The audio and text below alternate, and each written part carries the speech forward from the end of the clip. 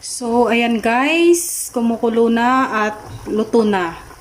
Ready to serve na po. Ayan, ang sarap ng sabaw. Kumukulo. Oh my, ang sarap maghigop ng sabaw.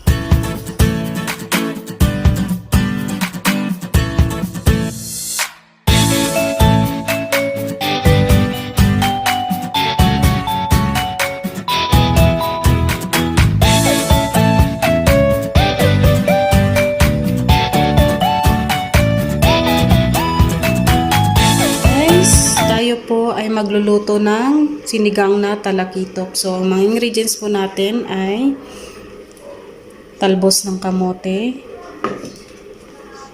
1 kilong talakitok, ulo ng talakitok. Tapos may kamatis po tayo, sibuyas at luya at sinigang mix. So guys, halina kayo at samahan nyo ulit ako kung paano po ang pagluluto ng sinigang na talakitok. Prepare na po tayo dito ng tubig. Pakuluin lang po natin. Ayan guys, kumukulo na po ang ating pinakuloang tubig. So guys, lagay na po natin ang luya, kamatis at sibuyas. Pag-isahin na po natin ilagay. Ayan. Tapos yan guys, lagyan na po natin ng patis. Tansyahin lang po. Yan yung pampalasa, bitchin sa akin, sa inyo po kung lagyan nyo po hindi, tansya lang din. So yan guys, pakuluin, tapos ilagay na po yung isda.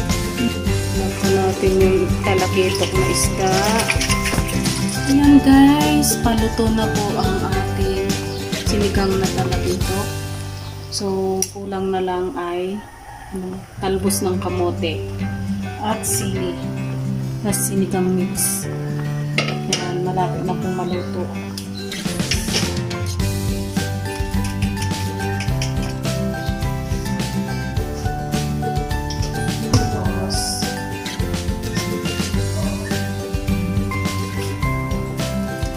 Lagay na po natin ang ating talbos ng kamote tsaka sili.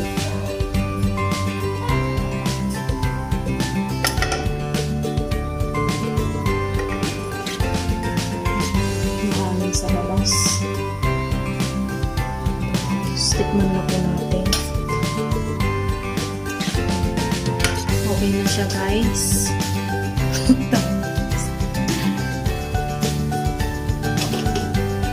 Okay. So, ayan guys, kumukulo na at luto na. Ready to serve na po. Ayan, ang sarap ng sabaw. Kumukulo. Oh my, ang sarap maghigop ng sabaw.